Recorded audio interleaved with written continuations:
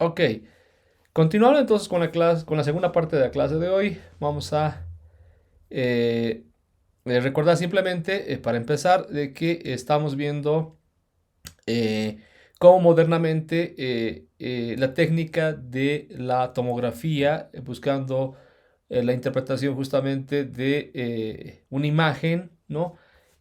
Poder entender bien la estructura interna de grandes estructuras aplicando, por ejemplo, como fuente radioactiva partículas cargadas, particularmente hablando naturalmente de los muones que vienen justamente de la interacción de los rayos cósmicos con la atmósfera, ¿no? Como habíamos mencionado hace un momento. Entonces, simplemente ya para ir concluyendo esta parte, podemos decir de que si uno podría tener la habilidad de poder medir, ¿no?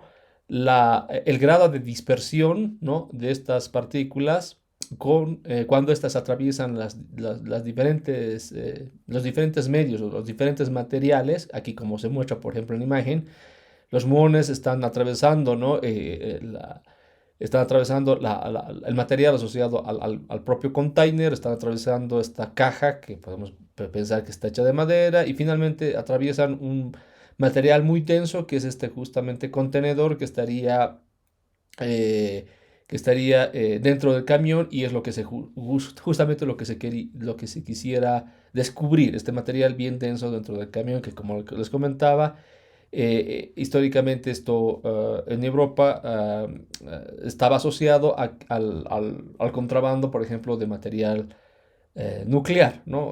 Contenido en estas fuentes muy densas, por ejemplo, que normalmente estaban hechas de plomo, ¿no? O lo que normalmente se conoce como los conteneros de plomo, ¿no? En la física nuclear. Bien, entonces uno cómo es capaz de medir esto naturalmente con detectores, que aquí también se los muestra en la imagen, y estos detectores naturalmente tienen la capacidad de medir la dispersión de las partículas o de los muones, midiendo justamente la variación de la posición, por ejemplo, de estos y de esta manera inferir justamente en el ángulo de dispersión de los mismos, ¿no? Nuevamente reflejando esto qué tipo de material están atravesando, ¿no? O sea, una mayor dispersión nos llevará justamente a que el muón está interactuando con un material más denso, ¿no? Entonces, esto, quién lo dicta? Justamente como habíamos estudiado en la lección pasada, ¿no? Lo dicta justamente una relación, podríamos asociar incluso a una función de distribución de probabilidades, ¿no? Que sigue un cierto comportamiento. Por ejemplo, ¿no? Si los ángulos de dispersión son muy pequeños, podríamos incluso aproximar esta función a una distribución, por ejemplo, normal, ¿no?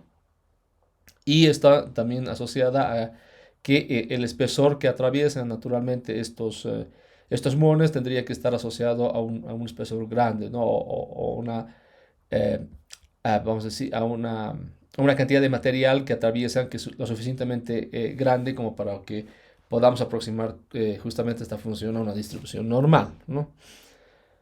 Bueno, bueno, les he comentado un poquito, ¿no? Acerca de la historia. Entre los grupos más famosos que justamente han aplicado esta técnica, partiendo justamente del artículo inicial que, bueno, no lo muestro acá, pero les había comentado que hace referencia a un artículo que por primera vez esta técnica se usó en descubrir justamente ambientes escondidos en la pirámide de Giza en Egipto, ¿no? Y el científico que lideró esto, apellida Álvarez, si bien recuerdo. Esto ya es algo que se ha descubierto el siglo pasado, ¿no? Y en nuestro siglo, digamos, ha ido perfeccionándose, sobre todo por el grupo que generó este personaje, que es parte del Laboratorio de los Álamos hoy en día, ¿no? Y naturalmente este proyecto, por ejemplo, que ha sido desarrollado también en este siglo, y proyectos similares han ido, por ejemplo, replicando este estudio que inicia en este laboratorio y prácticamente hablo, por ejemplo, de proyectos europeos. Justamente Mustil es un proyecto europeo que finalizó el 2015, si no me equivoco, ¿no? Justamente es un proyecto en el cual he participado, por eso les comento, ¿no? Sobre las características que tuvo este proyecto.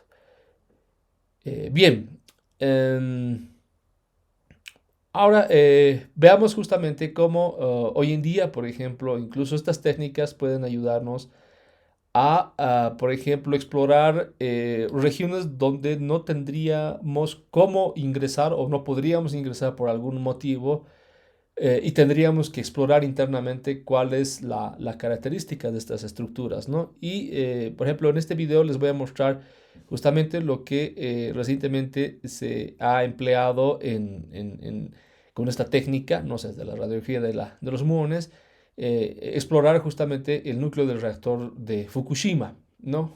Obviamente nadie podía ingresar y ver, digamos, ¿no?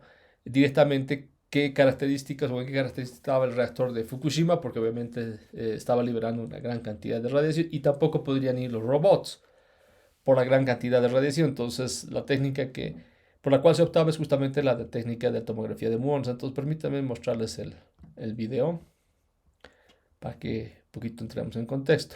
Workers have begun the difficult task of decommissioning the Fukushima Daiichi nuclear power plant. One of the biggest hurdles they're facing is how to remove melted fuel from the crippled reactors. First, they need to know the condition of the fuel. Experts believe the fuel has cooled down and turned into debris. But engineers with Tokyo Electric Power Company have not been able to check the actual state of the debris because of the high levels of radiation. Now, they might have figured out a way to measure the highly toxic materials. Today's Nuclear Watch focuses on efforts to overcome this problem. These flashing streaks show the passage of elementary particles called muons. The particles rain down from space. Every minute, 10,000 muons per square meter land on Earth. Scientists have relied on this particle to probe materials that are beyond our reach. One example is volcanic magma. The technique is called muon imaging or muon tomography. When the particles hit a high-density object, such as magma, they lose energy or are absorbed. By measuring these changes, scientists can determine the shape of the magma in a way that resembles an X-ray. Researchers are now hoping to use this technique to gain a better understanding of the situation inside the damaged reactors of Fukushima Daiichi. By using muons, we expect to be able to look for the presence of heavy materials, even if radiation levels are so high that we cannot approach the area. One of the studies is being conducted by scientists from Toshiba and the U.S. Los Alamos National Laboratory. Their plan is to place detectors on opposite sides of the reactor. The detectors will be used to track the behavior of muons as they pass through the concrete walls and the shielding of the reactor, in a bid to determine the status of the molten fuel. This image shows the results of a test on uranium fuel. The longer the measurements take place, the more accurate the image becomes. Tests are now underway to develop the equipment needed at Fukushima Daiichi. Keiichiro Okamoto has been covering this story. He explains what lies ahead for the scientists. Team members face big challenges. The first is installing the equipment. The detectors are very large and heavy. The molten fuel inside the reactors is believed to have sunk to the bottom of the containment vessels. So scientists must place the detectors around the vessels deep underground. The job is made even more difficult as the whole radiator is cluttered with pipes and cables. It's also flooded with contaminated water. An engineer I spoke to expressed some concerns. The detectors need to be big to observe something as big as a nuclear reactor. Taking them to the site and assembling them in a radioactive environment will be tough. We need to do more work. Another obstacle is the extremely high radiation being emitted by the surroundings. This creates noise that could disrupt the study, by affecting the devices. If this happens, researchers won't be able to correctly grasp the situation inside the reactors. These are just some of the issues the studies must address. Ok, entonces, a ver, concluyendo un poco lo que vieron en el video, ¿no? Objetivamente, lo que se quería buscar con esta técnica, o lo que se quiere, sí, bueno, en esa época, no estamos hablando en realidad, decía reciente, pero esto ha sido estudiado en 2014. Y lo que se quería estudiar es el núcleo del reactor, enfocándonos justamente en el combustible de uranio, ¿no? En las barras de uranio, que es justamente parte de la estructura del núcleo del reactor, que se ha derretido por el incidente justamente que se ha tenido en el reactor de Fukushima Daiichi, ¿no? Bueno, entonces, ¿cómo explorar la estructura interna del reactor? Bueno, pues, como mencionábamos, o sea, uno no puede ir directo por los altos niveles de radiación y ver directamente, ¿no? O sea, entonces, normalmente en ciertos niveles de radiación también se utilizan robots que van a explorar justamente la estructura del núcleo. Pero bueno, eso no es en un escenario donde hubo justamente un incidente eh, que, eh, que nos abre un escenario donde tenemos altos niveles de radiación que escapan, ¿no? del reactor del núcleo del reactor. Entonces, la única técnica que queda como opción no es esta técnica que justamente es la de la tomografía o radiografía de muones, que permite justamente permite recrear, ¿no? la estructura interna justamente por la propiedad que tienen estos muones de atravesar toda la estructura, ¿no? Y finalmente por los cambios en su dirección o la dispersión justamente que tendrían al atravesar los distintos materiales que son parte justamente de la estructura del núcleo del reactor, uno podría inferir en el estado de las barras de uranio, ¿no? Que es justamente el objetivo como vimos en el video. Pero bueno, también podemos ver que en el video hablaba de las técnicas. En realidad, al referirme a las técnicas, es decir, de que la complejidad de los detectores que tendrían que acoplarse, ¿no? al núcleo del reactor son bastante grandes, porque naturalmente tendríamos que, y esta es, digamos, una de las dificultades de radiografía de estas estructuras grandes, es decir, de que necesitamos, por ejemplo, como el caso que habíamos visto del container, necesitaríamos detectores más o menos proporcionales al tamaño, ¿no? de la estructura que uno quiere radiografiar. O sea, si es que se quisiera radiografiar todita la estructura, ¿no? En el caso del núcleo del reactor, me imagino que una parte de él, o si no es toda la estructura, ¿no? en tamaño, tendría que ser cubierta por este tipo de detectores, ¿no?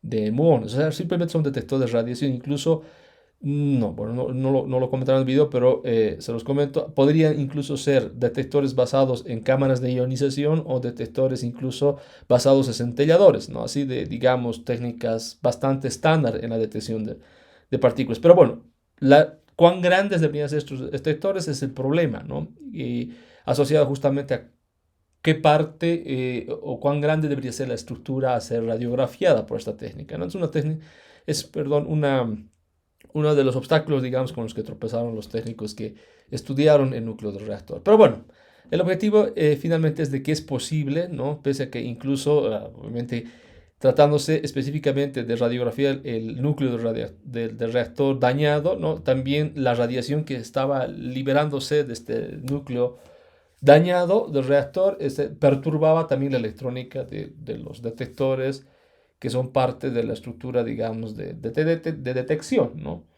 Bueno, eso es un problema que, bueno, obviamente lo han superado y hay técnicas, digamos, de superar el ruido, digamos, electrónico proveniente de la radiación, digamos, ¿no?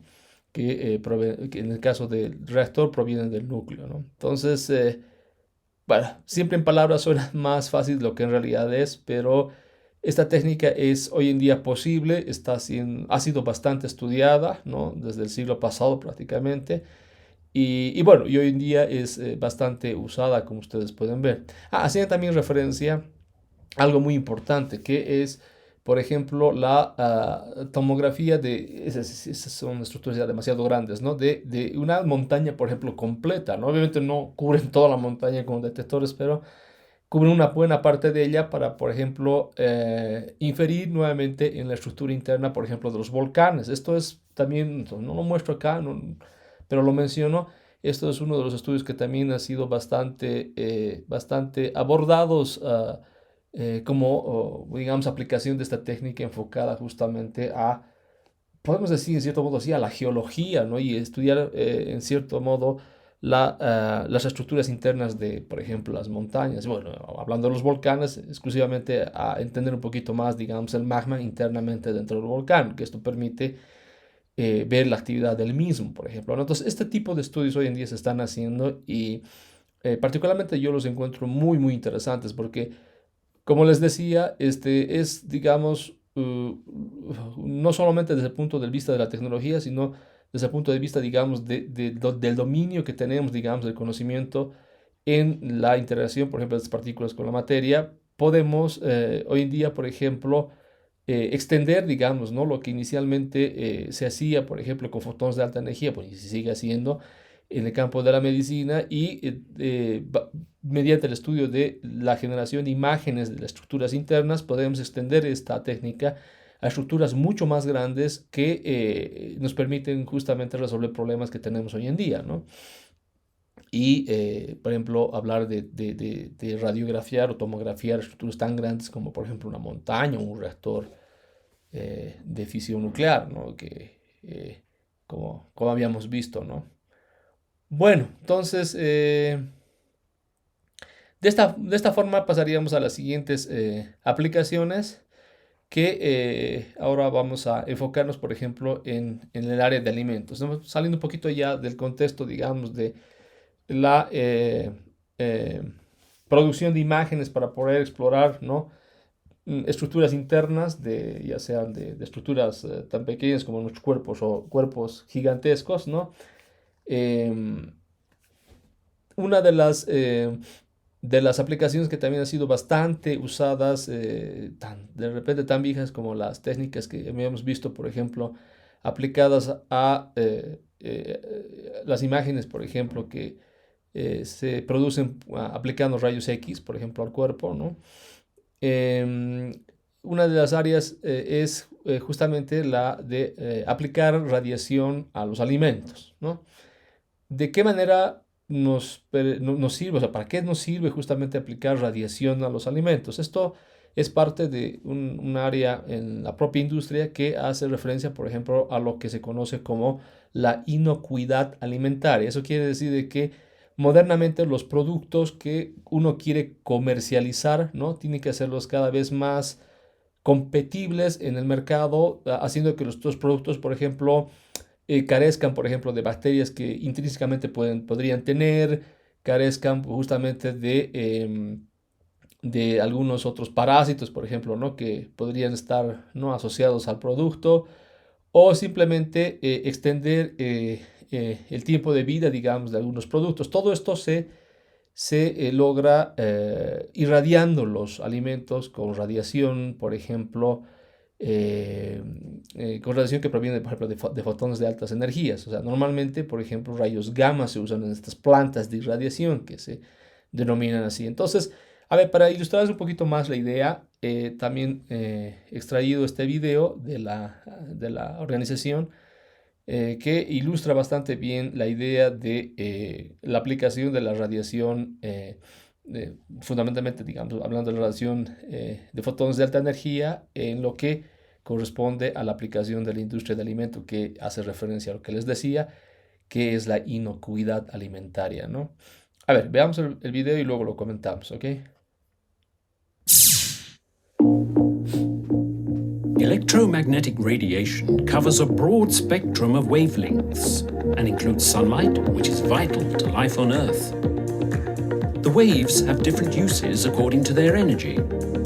Radio waves enable us to communicate and share information. Microwaves cook our food. Infrared radiation warms us. Visible light illuminates our lives and is essential for food production. Ultraviolet radiation gives us suntans and bone-strengthening vitamin D. X-rays enable us to diagnose and treat illnesses and to check our luggage. And gamma rays are used to sterilize medical equipment.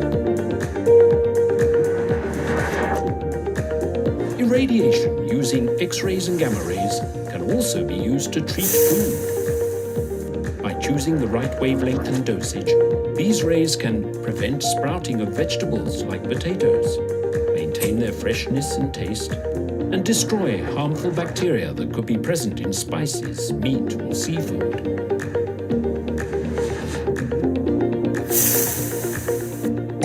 They also can rid fresh fruits and vegetables of insects that might otherwise hitchhike, spreading to other regions of the world, where they could have devastating effects on the environment and agriculture. Food irradiation involves shining electromagnetic rays or beams of electrons onto food. The energy is transferred at an intensity necessary to give the desired effect. It is a cold process, so spices retain their unique flavors and aromas that would be diminished by heating. It also avoids reliance on chemical methods, such as fumigation or pesticides, to combat bacteria, insects, or other spoilage organisms. In addition, those irradiation beams pass through packaging, so the food remains protected from bacteria or insects after treatment and will remain fresh longer. Food irradiation offers a chemical-free and heat-free approach. It maintains fresh food quality, reduces the risk of foodborne diseases, and prevents the spread of exotic insects through globalized trade.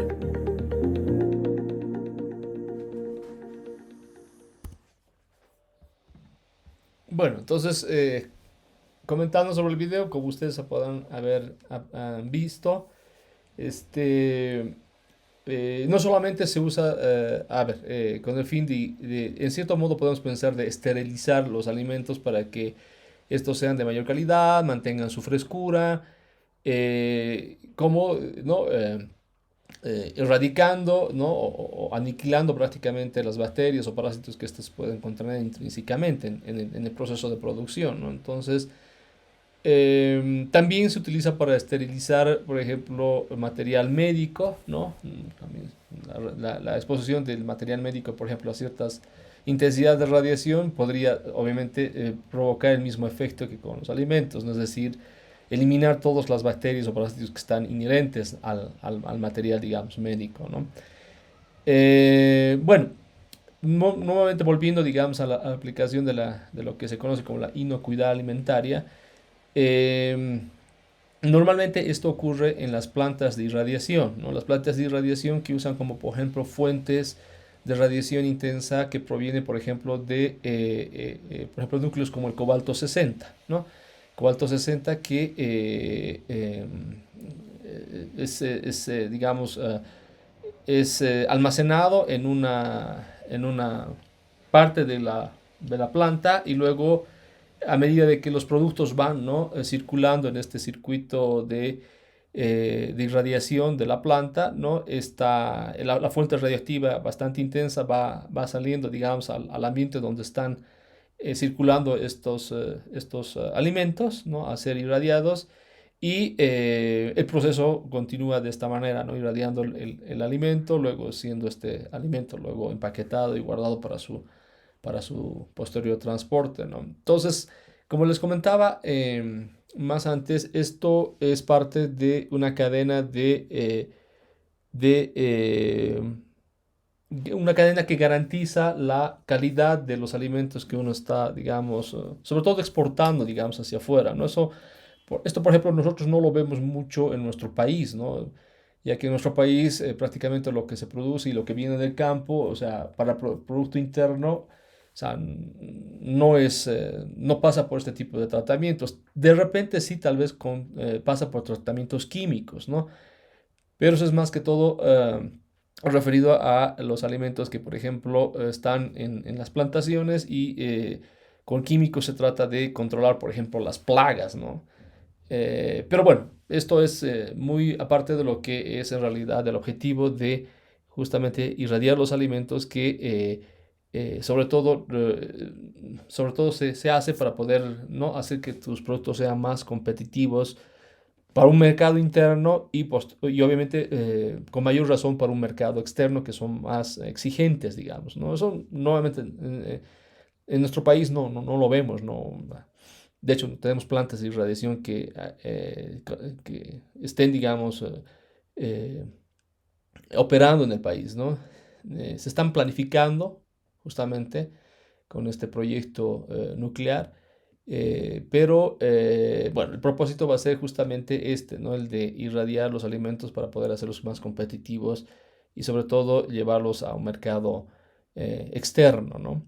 Entonces, es una de las aplicaciones que también he querido mostrarles que también es bastante,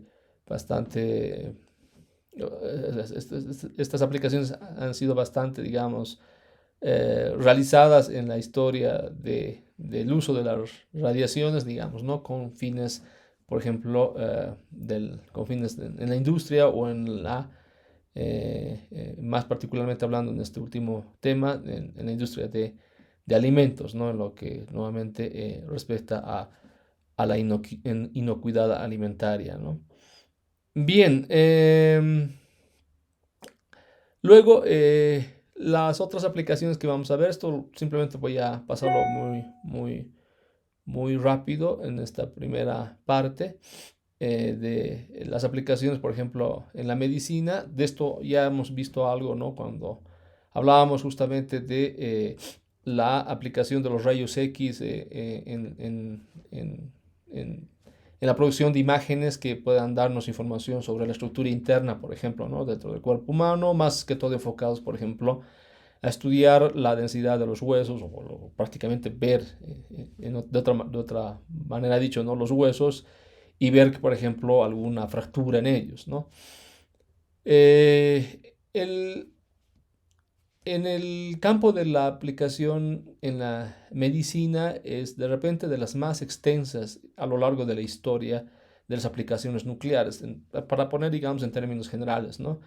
Y justamente vamos a detenernos con un poquito más de detalle, tal vez en estas aplicaciones nucleares, o me gustaría, digamos, detener un poquito más en detalles, porque realmente nos va, como vamos a ver más adelante, nos va a llevar a unos escenarios los cuales quiero compartir justamente en este curso y que me parecen muy importantes porque nos llevan justamente a escenarios donde hoy en día, por ejemplo, con estas aplicaciones, más allá, digamos, justamente de explorar internamente la estructura del cuerpo, nos llevan, por ejemplo, a técnicas que hoy en día coadyuvan, por ejemplo, con el tratamiento del cáncer, ¿no? O sea, a temas bastante complicados que están, sobre todo, digamos, dentro del contexto de lo que modernamente se conoce como, o sea, hablando del campo de la física, se conoce como el campo de la física médica, por ejemplo. Nos vamos a dar unos pequeños detalles justamente de qué abarca este campo tan extenso de la física médica, ¿no? Y que parte justamente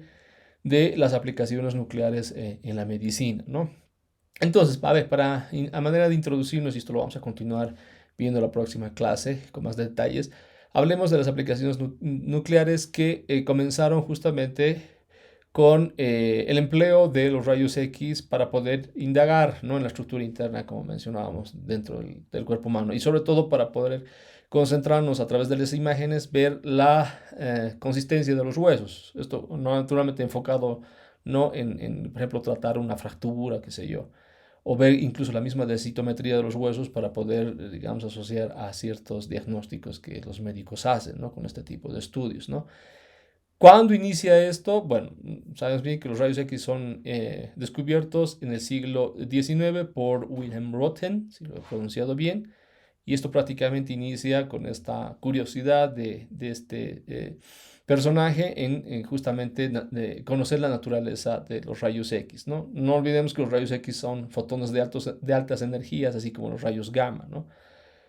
El primero en tratar, digamos, ¿no? Con rayos X, o el primero en tratar, digamos, a un paciente con rayos X o aplicar, digamos, una radiografía propiamente dicha, ¿no? Aquí tenemos una imagen igual bastante, digamos, histórica que quiere ilustrar esta idea. En realidad, esto es a inicios del siglo pasado, ¿no? A inicios del siglo XX, donde George Chicotot trata por primera vez con rayos X un paciente, o sea, en el objetivo de justamente radiografiar su cuerpo, ¿no? Como pueden ver en la imagen. Entonces, este podríamos decir que es el inicio de un área que, como les decía más antes, dentro del contexto de las aplicaciones nucleares, en la medicina de repente nos encontramos con el campo más aplicado de estas técnicas en el campo de la medicina, ¿no? Entonces, nuevamente, ¿no? El empleo de imágenes o la producción, mejor dicho, de imágenes del cuerpo aplicando los rayos X, hasta, por ejemplo, lo que modernamente se conoce, por ejemplo, como el tratamiento de la radioterapia usando justamente radiación, ¿no? Que permite, por ejemplo, hoy en día tratar, por ejemplo, patologías tan complejas como, por ejemplo, las del cáncer, ¿no? Bueno, entonces esto lo iremos viendo con más detalle en la próxima clase. Por ahora me gustaría detenerme acá. Muchas gracias.